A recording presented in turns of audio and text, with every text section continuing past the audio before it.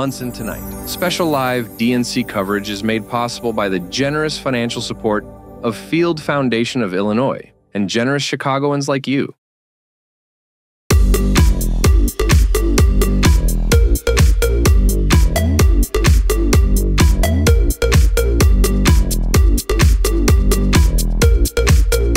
Live from Chicago, it's Munson Tonight. Let's welcome your host, Ashley Munson.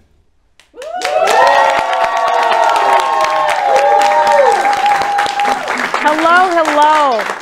Good evening and welcome to Munson Tonight, where politics makes sense. Let's clap for that.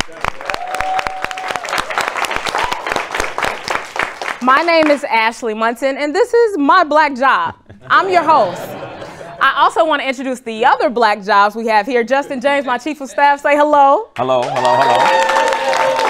I'm so excited to be here for my black job as well. We're so grateful to have you. Let's introduce the No Name Band and their black jobs. Glad to see you guys. Glad to have you here. For those of you new to this, I usually kick off the show with sharing my thoughts by way of a staff meeting.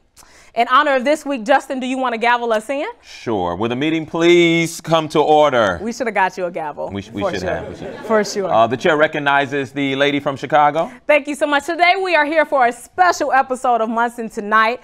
This week, the Democratic National Convention kicked off in Chicago. Let's clap for that. And as a result, you might have noticed, because traffic has gotten a little worse, and now the Bucket Boys are taking Zelle payments. Are they doing that? But hey, the city added some new cool art installations downtown to show off to our new guests. Chicago said, we got company, so let's bring out the good china. Now, the last time the DNC came to Chicago, it was about 1996, which is probably the same year they started construction on the highway in the Loop. I feel like they paved one lane in the past 30 years. Working on yourself, no matter how inconvenient it is for everyone else, sounds like President Joe Biden's re-election bid. We'll have more on that in a bit.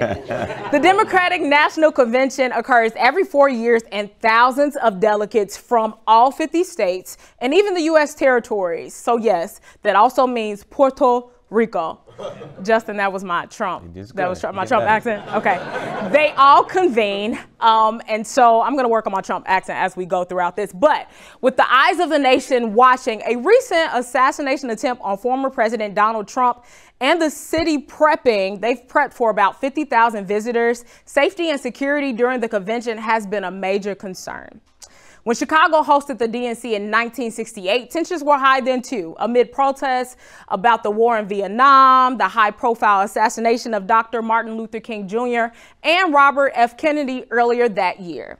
This time around, tensions are high still. The Palestinian-Israeli war, along with local news such as the police-involved murder of Sonia Massey, a black woman who was shot in the head after calling police about an intruder in her home in Springfield, Illinois. Sonia Massey's tragic death is a stark reminder of the senseless violence inflicted on our communities by the hands of the police. For us in Illinois, this hits close painfully to home, and we must not allow ourselves to become desensitized. My heart goes out to the Massey family. We will never forget Sonia Massey or the many other victims of police brutality, whose names are equally important.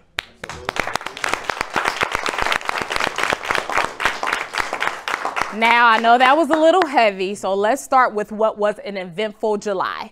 After a sleepy 4th of July holiday where the nation and Joe Biden turned about 248 years old, days later, yeah, he's Jurassic Park old. Days later, the country was reeling from an assassination attempt on former President Donald Trump. A lone gunman at the Trump rally in Butler, Pennsylvania, killed a bystander and wounded Trump, who appeared to be bleeding from an ear as Secret Service sought to protect him. Unfortunately, nothing is more American than gun violence in this country. Both Democrats and Republicans noted that their fiery rhetoric was partially the blame for how we got to this point in our politics.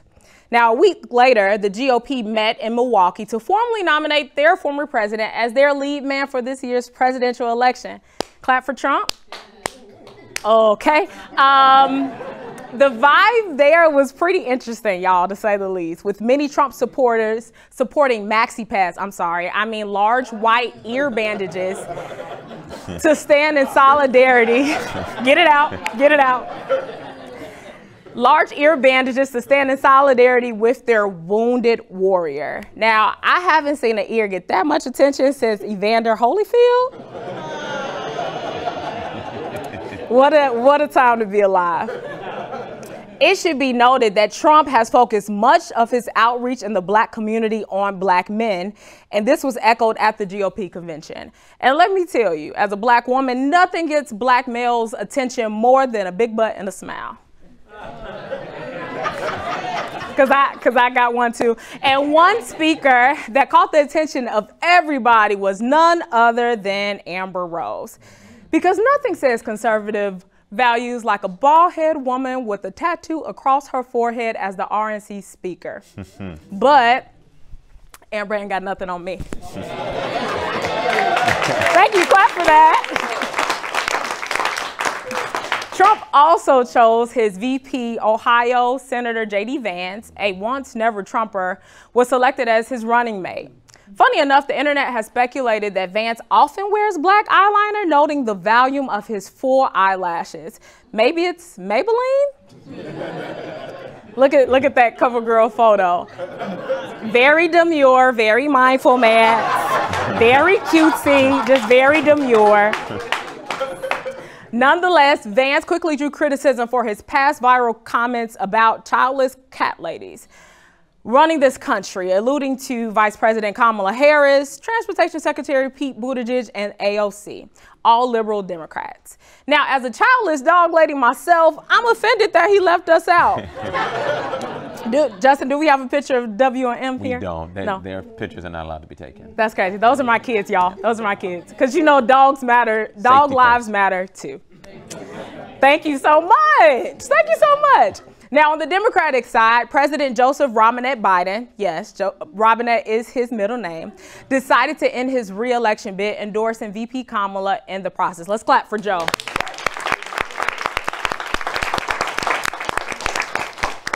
With the path made clear for VP Harris, it was her turn to select her running mate, and her choice was Minnesota Governor Tim Walz. Now, he is the definition of a Midwest man, Midwest nice. And some have even coined him America's dad, because his jokes might even be cornier than mine. That y'all laughing, y'all shouldn't be laughing. Y'all shouldn't be laughing at that. And since we're here, for our black viewers, do not put a T at the end of this man's name. It is Walls, not Walls. Like from the windows to the walls to the sweat drop down. Sorry, Mom. Sorry, Mom. Thank you. You know, the first time I heard that song, it was about the time I decided to be black, since we can be black, right? That song is a classic in our community, right, Justin? Classic is like, that's a bit of a stretch. That's crazy. That's crazy. More Nuck If You Buck. Yeah, that's a classic. Yeah, that's it. That's a classic. Got it. Speaking of Little John and the East Side Boys, I think I was supposed to say Lil John. He was at the DNC this week. He was a part of the convention roll call, Vote for Georgia, where all the states submit their delegates for their nominee. One thing we know for sure is that Atlanta is going to Atlanta. I'm surprised they didn't have hookah at the DNC.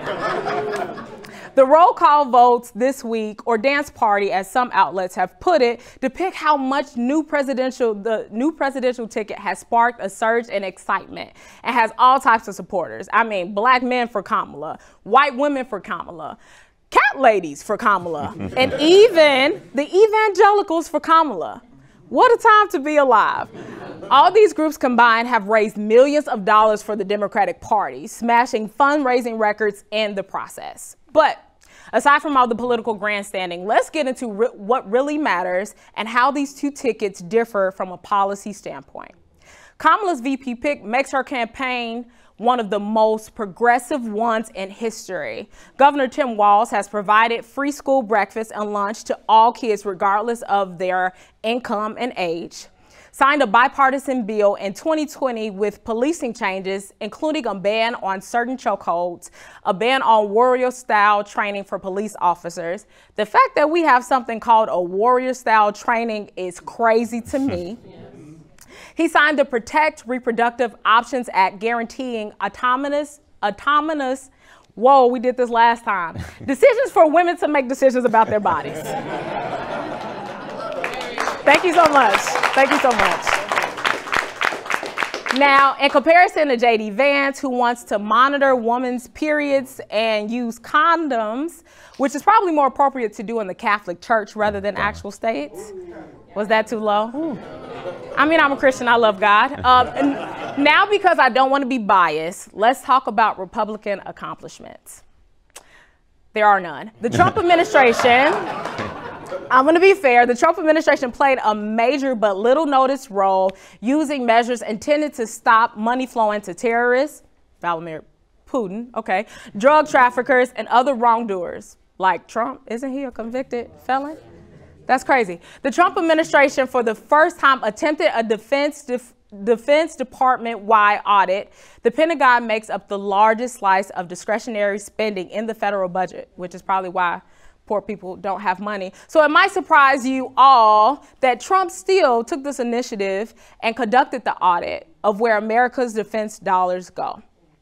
Now let's talk about what conservatives really want to do. Let's get serious and talk about Project 2025, which is essentially a wish list for a Trump presidency. Some excerpts include eliminating a long list of terms from all laws and federal regulations, including sexual orientation, gender equality, abortion, and reproductive rights, which sounds like Tyler Perry may not be able to have a movie if this actually goes into play. All they have to do is ban bad wigs, and then he's totally done. The document proposes slashing federal money for research and investment into renewable energy. Other proposals, too, pornography would be banned, and telecom companies that provide pornography access will be shut down, which technically isn't a bad thing, but considering half of Congress watches porn, we may encounter some sexually frustrated legislators. Or perhaps J.D. Vance can provide us on pointers on how he uses his couch. Yikes.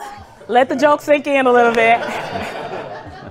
The manifesto also says abortion laws should be left to individual states and that late-term abortions, which it does not define, should be banned. For the life of me, I can't understand why men want to make decisions about women's bodies. I know that's right. Let's snap a little harder. Like, we don't want to tell them that we prefer them to be manscaped. Nobody wants that hair down there. Sorry again, Mom. Maybe we should tell them to let the toilet down, or those shoes don't go with that belt. You know, reasonable request. Right, Justin? On behalf of all men, we are sorry. Okay, thank you. Let's clap for that. We're sorry. Let's clap for that. We can't help it. We can't help it. And while Trump claims, I have no idea who is behind it. That was better, right? That was better? That was Thank you. way better. Thank you. Thank you, nephew. Thank you. At least 140 people who worked in the Trump administration has had a hand in Project 2025. And this is founded by a CNN report. Even his current press secretary made a cameo in the video about Project 2025 on YouTube. Now, meanwhile, Democrats have provided billions for rural communities and millions in debt relief for farmers directing food from local farms to nearby schools and food banks. This is also a state bill that I helped write and pass here in Illinois because y'all thought I was just a TV show host. Thank you. Thank you.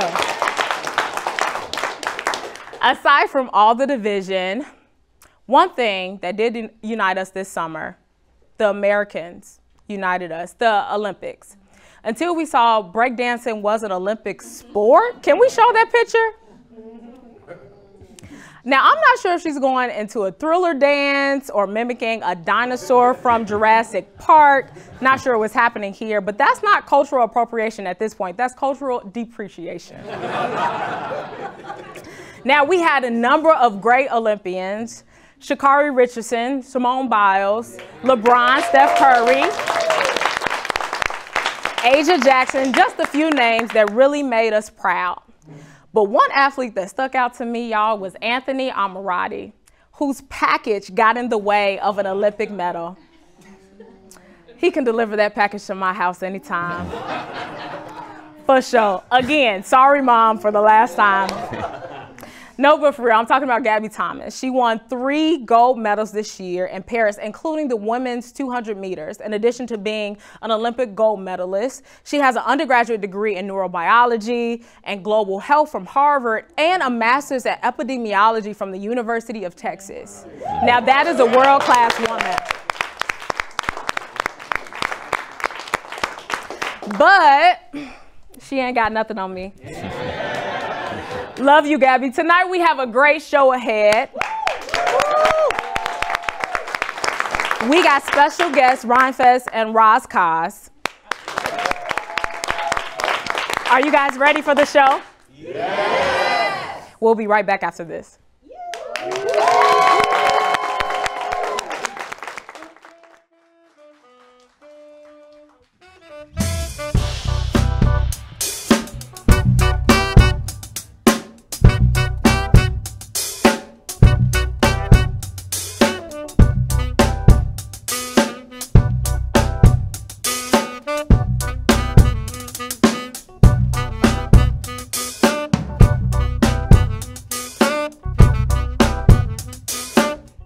I'm Amy Goodman, host of Democracy Now!, inviting you to tune in to Democracy Now!'s special coverage of the Democratic National Convention.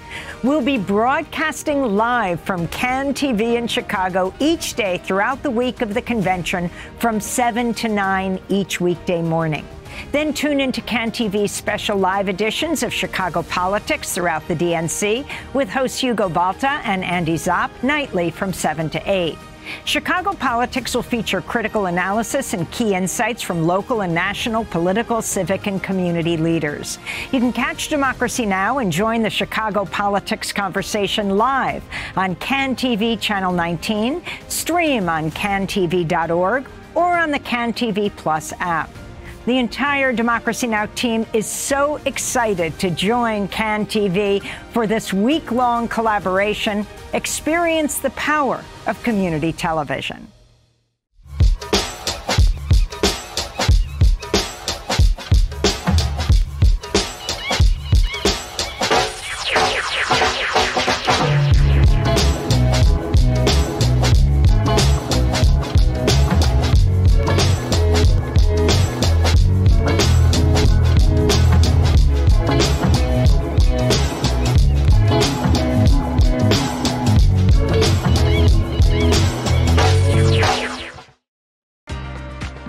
I'm Darius Hillman, inviting you to join me for the series premiere of Chicago Noir, the news magazine that highlights and showcases the African-American experience in the Windy City. Tune in each month on Can TV Cable Channel 19 or stream live on cantv.org or on the Can TV Plus app.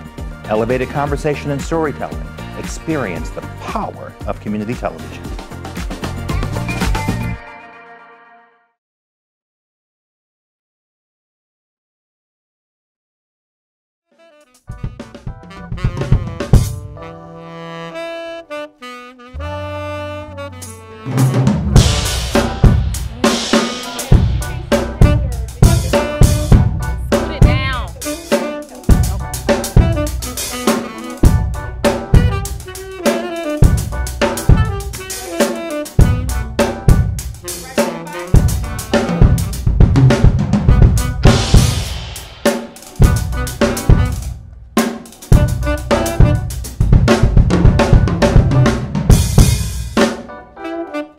Welcome back to Munson Tonight. Band, have we come up with a name for you all yet? Well, we've had Quattro de Negro. That was good. That was the good. Black Job Band. Politicking? We scratched that last time. We'll still work on it. We'll work on it. They got all black. Black Job Band. Black Job Band. BJB. BJB. While we'll work on that. That didn't sound right. We'll work on it. We're working. Our guests for the evening are using music to communicate their message and activism. Roz Kaz is an artist and rapper, noted by Pitchfork Media and one of the best rappers of all time. Rhymefest is a Grammy Award-winning songwriter known for his collaborations with Kanye West and John Legend, and is running to be one of the first members of Chicago's new elected school board. Please welcome Roz, Kaz, and Rhymefest. Hello, welcome. Thank you for being here. Hey, thank you for being here.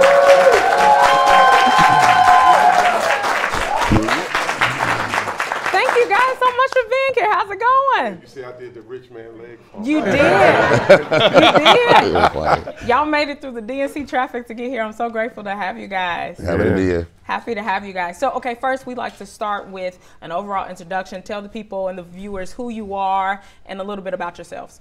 My name is Raz Kaz. You were close, like the Roz. You know, before this, I was like, is it Roz or Raz? The Lord told me it is what I needed it to be, so I'm glad. I'm glad you I can't argue with the Lord. So. Roz. Yeah, I'm from LA, so like our twang, it comes from like Rastafarian.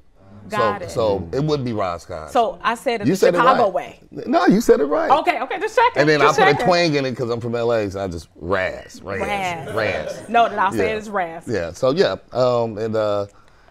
I'm a West Coast artist. Been doing this since a kid, like a child actor. Been knowing this brother for years and years. Decades. We've all worked together. Yeah, decades working together. Yeah. So the West and the Midwest connected to try to do something positive with, thanks to First Repair. Yeah, and you know the thing is, he's in LA, I'm Chicago, but what really, there's a lot of rappers in this world, but what really connected us for decades are the values. Mm-hmm. And a lot of people talk about race and what gang you in or what this or what that. Mm-hmm. Really, what connects people are the values they share.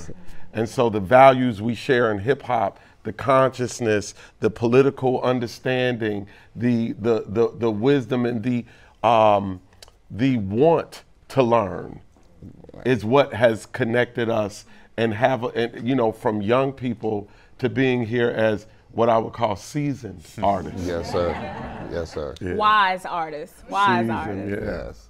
Well, thank you guys for being here. We're super excited. So you mentioned First Repair. Let's talk about that collaboration and what it looks like. Yeah, for those that don't know, First Repair is a nonprofit created by Robin Ruth Simmons from Evanston, Illinois. And for those who don't know, she was a guest on our last show. She talked about reparations and the importance of that. So right, and that's one of the main things. That's how I came into meeting Robin is actually successfully getting reparations for Evanston and working. I think it's cut into 4 sectors. So there's Midwest, East Coast, South, and I'm a West Coast person. And different programs, but specifically now is reparations and getting that awareness, because if you ask somebody that's 21, you ask somebody that's 41, they don't really know what reparations are, a lot of people. And so what our goal was to use our medium, which is music, hip hop, bars, to get that awareness, at least put that dialogue out. Mm. And I gotta say something about Robin Ruth Simmons. Yeah. You know, this is the time of the feminine. Everything that is feminine, everything that is feminine, everything that is woman is really here to lay claim to justice. For sure. And so if you want to look at the earth, Mother Earth, look at how the earth is sweeping up hurricanes and tornadoes because of how we done drilled in it and how we done treated the earth. And now the earth is rising up and saying no more. You know, we would be wise as men to listen and to follow the women. Times have changed right now, and the feminine, and this is not a different thing. If you look at the history of the world, it is not a strange thing for women to lead a village. And in fact, when we look at the history of our people in this country, all women were the first women in this country, whether legal or not legal, to be working. For sure. To be having, you know, a job and showing how a household should be ran. That was done by all women in this country. Sure. And Robin Ruth Simmons, I've been following her lead for over a decade. You know, she was doing a fellowship, an Axelrod Pritzker Fellowship at the University of Chicago, and she brought me in to talk about hip hop, culture, and politics. So she brought me into a political institution at the University of Chicago to talk about the correlation between hip hop in this country and the way politics moves. For sure. And when I did that, she then recommended me to be a fellow for the Axelrod Institute of Politics at the University of Chicago. Then I was able to teach at that Institute of Politics for 9 weeks, and that's what led me to run for office, following the lead of the black woman who brought me in, lifted me up, awesome. and pushed me forward. Thank you, Robin. Thank you, Robin. Yes. Anything she asks, I say yes. Yes, For sure. Well, two things I want to highlight that you said. One is Robin, I've been following her for some time, and her work in Evanston has been notable and actually recognized nationally for all the work that she's done. So shout out to Robin. We got to have her back on the show. But two, I want you to look in that camera and tell my ex that he should listen to what women have to say. I hope you hear what he's saying. No, but Raz Cass. All I can tell you, I can tell your ex is, brother, you see how fly I look? It's because I let my wife dress me. I know that's right. we love a good wife. We love a good wife. Ain't nothing like a good woman. My wife told me, she said, I'm going to tell you something. Franklin is culturally relevant curriculum. So you need to be repping Franklin. Nice. I met your wife for the show. She's super lovely. Thank you for being here. Awesome. Let's talk about the activism a little bit, right, in your music. You both are known lyricists and have notable work throughout your years. But let's talk about Project 2025, the song. I listened to it on my way here. First, I am I don't even listen to Christian music that much, but I am a jazz person. But it was super great to hear the lyrics in the song talking about Project 2025. So we'll get into it now, but the song lays out a case for Project 2025 and why it's important that we not only vote for our values and our morals, but also pay attention to what's happening and what people have been doing this entire time. So Project 2025 is not a new thing. It's been in place for years and years, even to the point that it aligns to every U.S. election. So whatever conservative president gets in office, they can use this as a template to implement in government. And so let's talk about the song and why it's important to you to talk about Project 2025. Yeah, for me, I wanted to, because it was on my radar, like most people. I'd heard the term, right? And I remember hearing Heritage Foundation and these things, but for me, if it doesn't get tangible, if I can't put my finger on it, it's one ear out the other. And I have a lot of friends from age, I would say 55 to 21 in this music business, and most things they don't hear it. They just, they worried about what's cap or whatever. We get wrapped up in the hype and whose dress was hot or whatever. And so a lot of times we start voting against our own self-interest or not voting, and apathy is no solution, is what I keep trying to tell my friends. Say that one more time and a little bit louder. Apathy is not a solution. You cannot care, but if I throw you in the middle of the ocean and you just don't care, you will be dead. Yeah. You know what I'm saying? So a lot of my friends, I have to get them out of the apathy thing. Sure. Because that's just hopelessness. Oh, we can't fix it, so I quit. But you don't really quit, you just suffer. So I had to make sure that with the responsibility, I brought it actually to Robin's attention. I was like, what I'd like to do is, it's 900 pages, the Project 2025. And trying to distill that into, so we just kind of cut it up into pieces. Somebody would take work, somebody would take women's rights, somebody, LGBT, whatever. So there's more than just me and this brother on the record. There's 4 other MCs, I believe. Kai. Kai. So female MC and some other brothers, and I'm sorry, I don't want to forget anybody's name. So there's a lot of, but we kind of had to cut up this animal and pick these parts and delve with them so we didn't have a whole bunch of redundancy. I wanted us to be able to pick it apart and explain to that 22-year-old or that 50-year-old why it's important for them to know what's at stake for them. So for me, I took the taxes. Yeah. If you make under $93,000, which a lot of people do make under $93,000, your taxes have gone up 25%.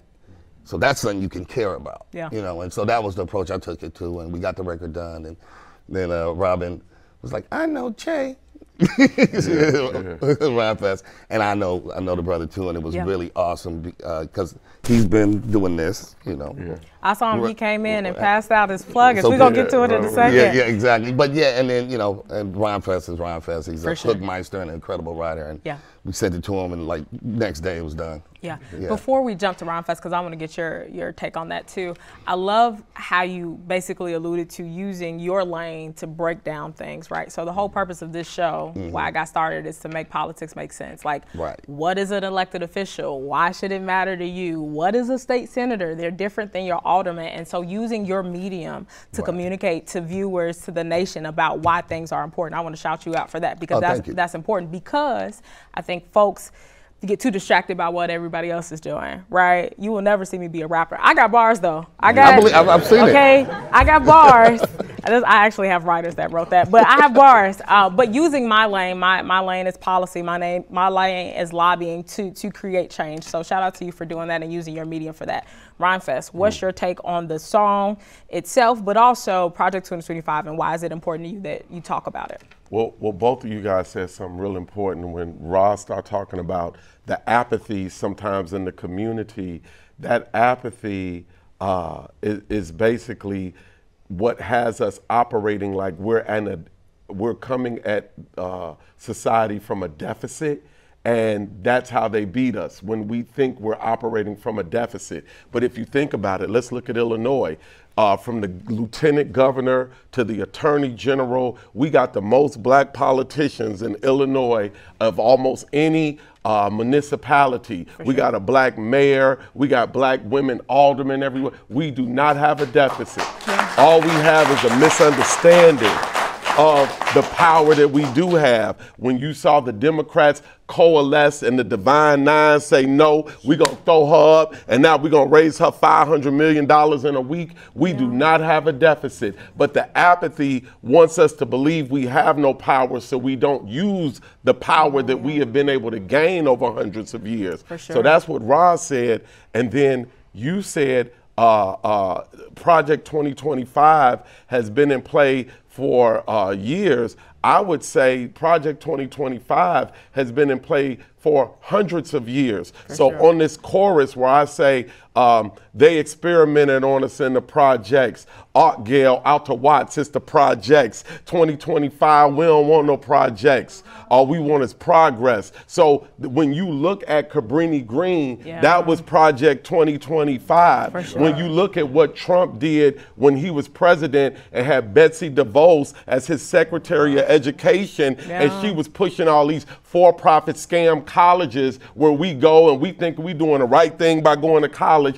but all we doing is getting in more and more debt, and you'll never pay that off. And then you sitting up and they say, what are you doing sitting on that couch? Come here and get a 6-week degree. And you like, maybe I will get off the couch. Boy, you'll never get out that school. And so, you know, it's not a legitimate education institution. So 2025, Project 2025 has really been instituted since before Good Times. And so, and they told us it was good times. And so, you know, I think what it is now, and this is the opportunity. And us doing this song, and even the Republican Party coming with Project 2025, they never put it in a document like that we could all read and see literally. And now that we can literally see that document, you can trace that document back to the same play they've been running since the boats got here. That's so good. That's so good. Before we run out of time, I want to talk about you running for Chicago Elected School Board. Y'all can hear it in his voice. I mean, he has the cadence for sure. But for those who are not familiar with the race, talk about it a little bit, and also talk about why you're running. So this is Chicago's first elected school board. I love the fact that when people are going to be voting for a school board, we're also going to be voting for a historic presidential candidate and Kamala Harris. We didn't just fall out the coconut tree. And so, you know, and so this, what has been going on since forever. And Chicago School Board, it's a $10 billion a year budget that oversees everything from curriculum to if there's going to be officers in the school who gets hired to the health and maintenance of the buildings. And what we've been seeing in Chicago in our high schools, some of them, is poverty management. And you know why? Because historically the mayor has appointed the school board, and in that appointment they would come from industry, they would come from special interests, and then they would all be doing kickbacks. So 2017 we had an incident where the head of the school board said, hey, I want to do a $20 million no bid contract, and everybody on the board voted for it. And then when they found her text, she said, look, I got casinos to visit and tuition to pay. And it was a kickback scheme because it wasn't elected by the people. It was an autocratic system started by the boss, Richard M. Daley. We got a lot of antiquated systems, and so teachers, community stakeholders fought for decades to get this elected school board, and I'm running because I live in the neighborhood, I love the children, and we need culturally relevant curriculum and people who know how to balance budgets without special interests. Oh, you don't get me hyped up. No, I wish we had more time, but you guys, thank you guys for all the work that you're doing in your lane and your medium. You guys are always welcome to be guests of the show, and I'm so grateful that you guys were able to make it tonight. Thank you. And good luck on your race. Yeah, and I gotta give you this. Ryan Fest for CPS, Ryan Fest for CPS, Kenwood, Bowen, High Park and CVS, laptop, library, literary success, teachers feeding us checkers, I'd rather eat them at chess. Yes, all hands on deck. You can get what you take or just take what you accept. We can do this, y'all. That was amazing. We'll be right back after this.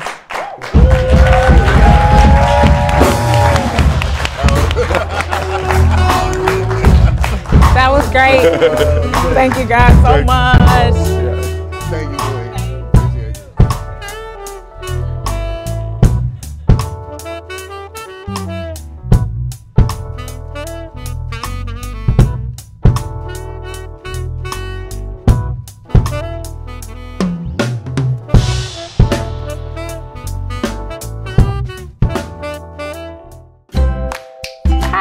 I'm Bianca Cotton. On the premiere episode of Behind the Confidence Now, I'll be conversing with Jennifer Bush about her journey of overcoming obesity. Stepping on my scale and getting an error. That was a shock. Join the conversation Monday, September 9th at 7 p.m. on CAN-TV Cable Channel 19 and streaming on cantv.org and CAN-TV Plus app. Experience the power of community television. I'm Ricky Watson, and I'm inviting you to join me for the series premiere of the new CAN-TV original program, Critical Conversation. Each month, I'll share space with special guests who, like you and me, are on their journey of self-discovery and deeper understanding. Join the conversation on CAN-TV, Cable Channel 19, or stream live on cantv.org or on the CAN-TV Plus app. Elevated conversation and storytelling. Experience the power of community television. I'm Francia Garcia Hernandez. On the premiere episode of Presente, the Venezuelan sisters behind Klein's Bakery in Lakeview share their journey of building an anchor business. Join us on Thursday, September 12th at 7 p.m. via Channel 19, streaming on cantv.org and the CAN-TV Plus app. Elevated conversation and storytelling. Experience the power of community television. Little Village, La Villita, a vibrant and diverse neighborhood on the southwest side of Chicago. The community is best known for its rich culture, tight-knit spirit, and delicious cuisine. I'm Hugo Balta. On the next episode of Sazón de Illinois, we'll sample the stories, culture, and cuisine of one of the most beloved restaurants that give this neighborhood its flavor.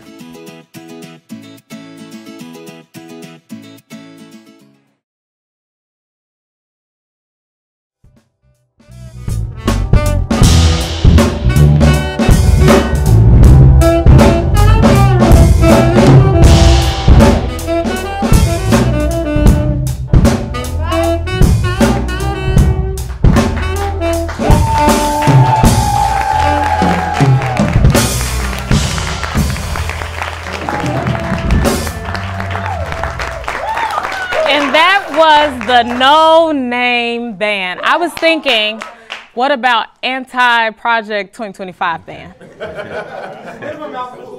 a little wordy. Okay, we're going to workshop that.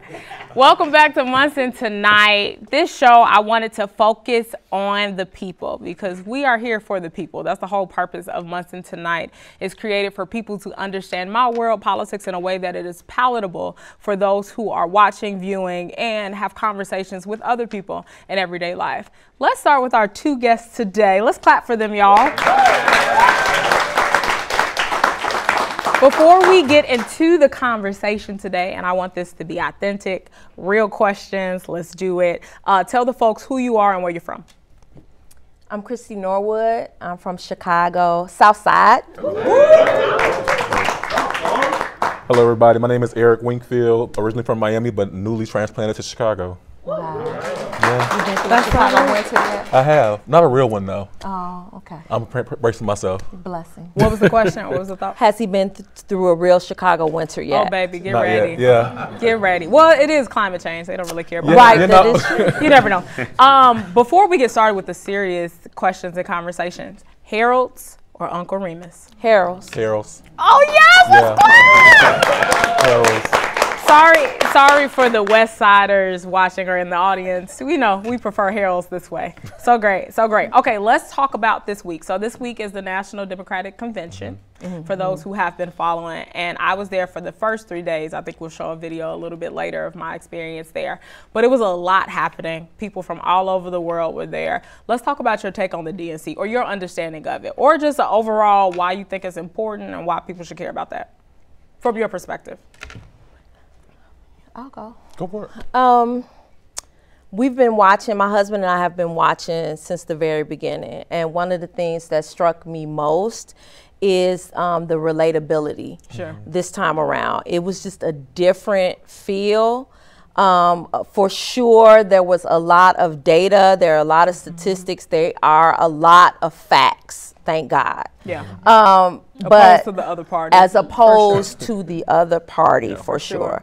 But the stories make the data matter. And so that was the thing that really struck me the most. In addition to the energy, I haven't felt this since, they've been comparing it to President Obama and his run. But I would say that it's even more than that. So those are the two things that really struck me. Yeah, I agree about the energy. I feel like it's even better than we experienced in 2008 in that experience, because everybody we're seeing a time in a convention where you're mixing culture. The DNC looked like America. Yeah. Like you saw all the images. You saw, wow, just how diverse our country was. You saw people. I didn't even know certain people were in South Dakota or in Alaska, and you were just like, wow, our country really looks beautiful. Yeah. And you didn't see the division. You didn't see the black community versus the white community versus the indigenous community. You really saw everybody coming together for a big celebration. For sure. But also to understand what does our forward look like together. And I think that's the most exciting thing that I've seen. And when we talk about the many generations that are ready to vote right now, that are really paying attention to what's going on politically right now, that was a good representation of what the future of our country should look like.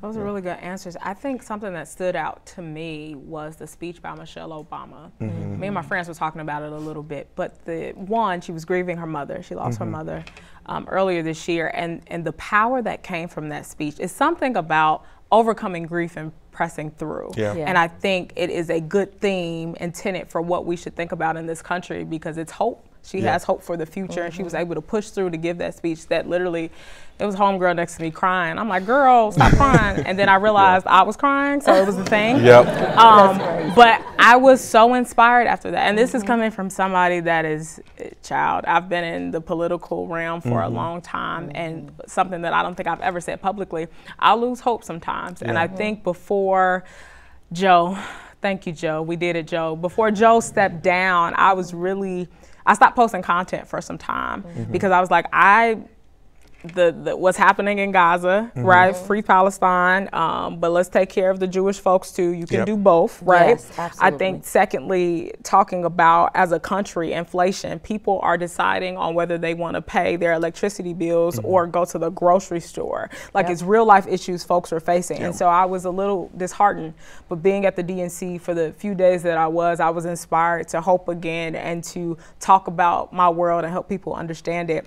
From your perspective, for folks that aren't in politics, but stay tuned to what's happening, why do you think this is important? Why do you think voting is important for, and tell it to those viewers that are, I'm disinterested. I think Roz Cos kind of mentioned it a little bit, like, you know, if you don't do anything, you're still affected by what happens. So what would you say to those folks who really don't care about what's happening? Well, my hope is that they see the energy and the effort and also the intensity of why we're saying this election matters, and it really takes it through beyond what we're seeing in this political cycle this year. And I'm hoping folks really look at the people the leaders who are speaking, like taking note of the different delegates that are being represented, because they're from your home areas, your hometowns, and like understanding what that process is, and then being more engaged. Because at the end of the day, whether it's for a president, whether it's for a school board member, whether it's for a judge, like this, we literally have this power to vote and be informed and make decisions of how we want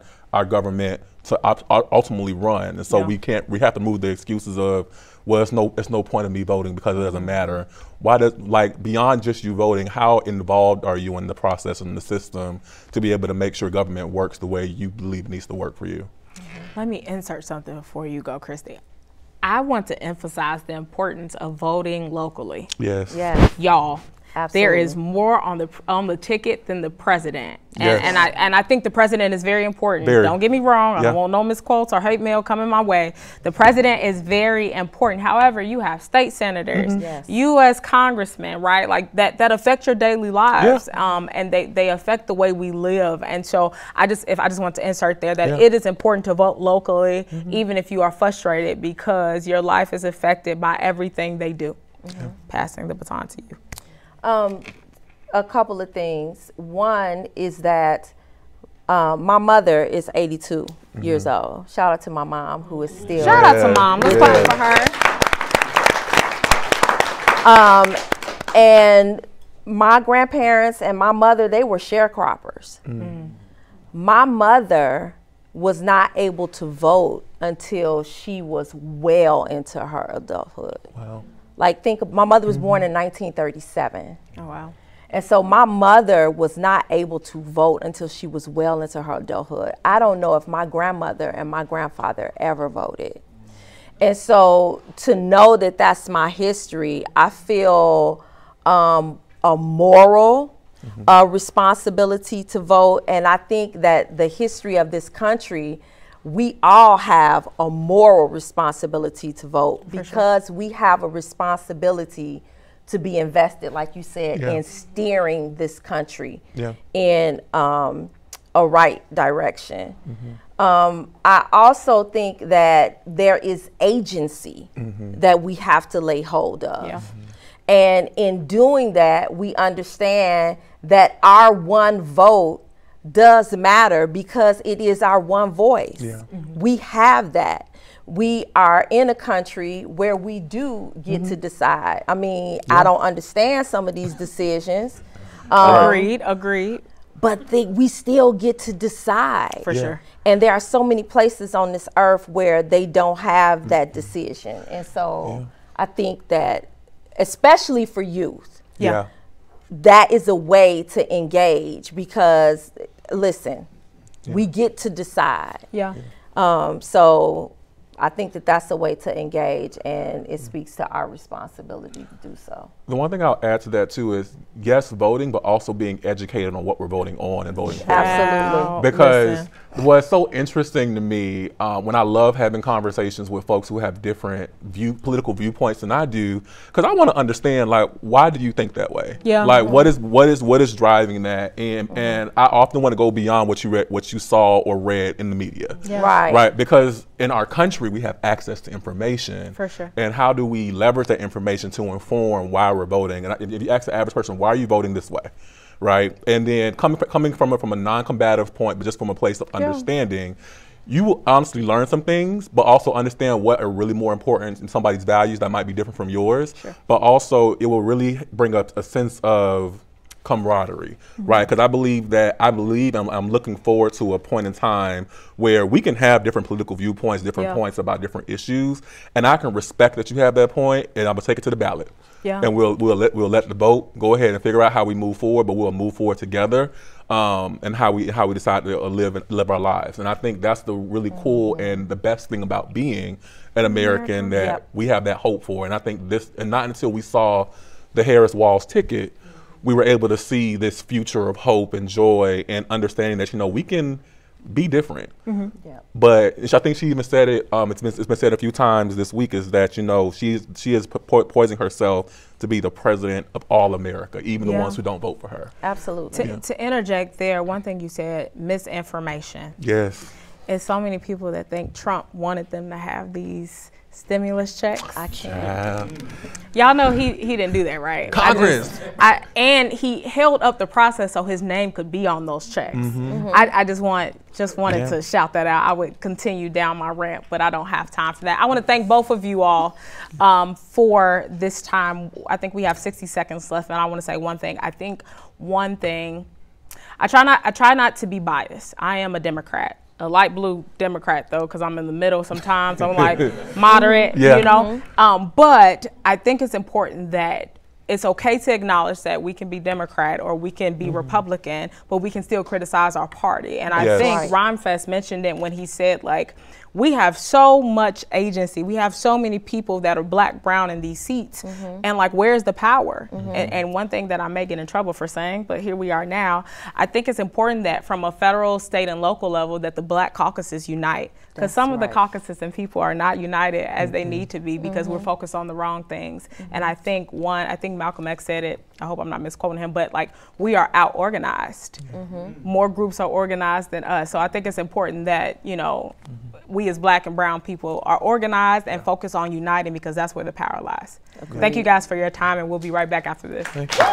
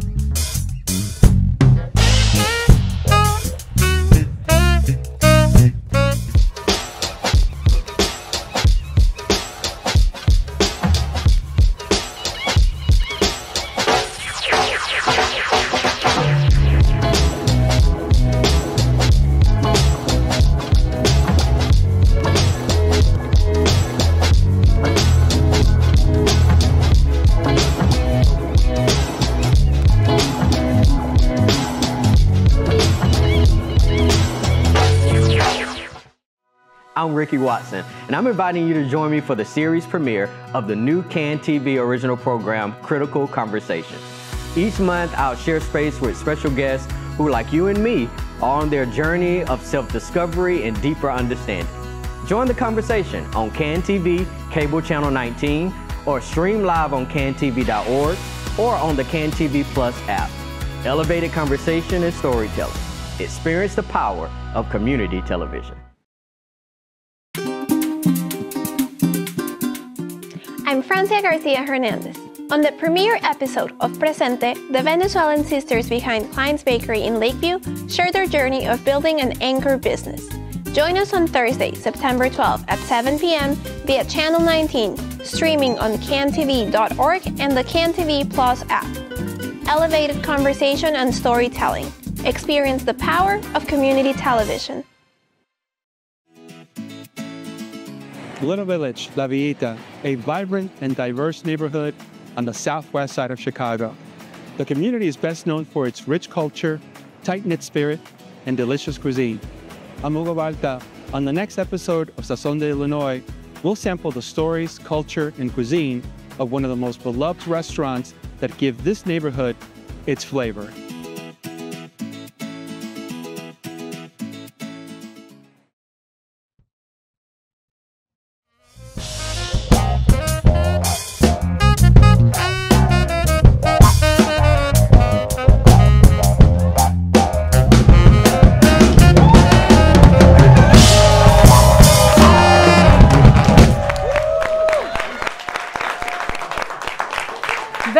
was the No Name Band this evening. Okay. Y'all remember WGCI? What was the late night radio part? Whispers in the dark. Yeah, like that. Keep Sweat or something like that? It was like after dark content on WGCI. Oh. No. I don't know. No. Sorry, guys. Sorry. Go to bed. I love Jesus. I'm saved. Thank you guys for tuning in and welcome back. Before we end the show, I want to talk about my experience at the DNC. I was selected as one of the few content creators this year. This is the first time the Democratic National Convention had content creators on the floor and around to access the DNC, and it was amazing. My feet are killing me. My mom dropped me off at the hotel, and then I thought that was great until I had to walk around the perimeter. So it was a great time. I met a lot of people. I got a chance to meet Don Lemon. That was fun. Wow. I got a chance to meet AOC. I did not, for those who don't know, I love Hillary Clinton. That is the reason I wear pantsuits. That is the reason I am a pantsuits girl. And so I did not have the chance to meet her, though I had some friends that were backstage with her. So if you're watching Lamar Brown specifically, we are no longer friends because you did not get me in to meet Hillary Clinton. I mean, Barack and Michelle was so great. Like I said, Michelle's speech was really inspired. First Lady Michelle, why am I calling Michelle like we are friends? President Obama and First Lady Michelle's speech was really great, super great that they were there. Even Bill Clinton, though he looks his age, he did really well, and we're so grateful that he served our country well. What else happened at the DNC? I met a lot of people. It was a great time. I think one thing that hit home was being in the midst of history, because this is a chance that we may really, like Hillary was close, right, to being the first woman president, but this may be the time that we elect our first woman / black / Asian presenting woman as president. That is crazy. I never thought it would happen in our lifetime. I even remember a clip by Jesse Jackson where he didn't believe that a black person could be elected as president. Obama happened, but now we're about to potentially elect our first woman. So it is a crazy time to be alive. But before we end, I want to give you all some pointers to leave you with. Here's what I know for sure in this Munson knows section. This election is important, maybe one of the most important ones of our lifetime. One key point that Democrats were able to highlight at the convention this week is hope. Our nation needs real policies and change to change our communities, real people to keep the policymakers informed about how to better the lower and middle class, and real hope to ensure we can stabilize this nation. One party wants to instill fear, and the other aims to inspire. I choose to be a part of the one that aims to inspire, because that's what this show is about. Munson Tonight only matters because my goal is to make politics make sense, and because you matter, it's important to encourage viewers to get off the couch, unlike Vance, and to use your power to change the world we're in. I would like to dedicate this show to the late Commissioner Dennis Deere, who passed away earlier this year. We can clap for that.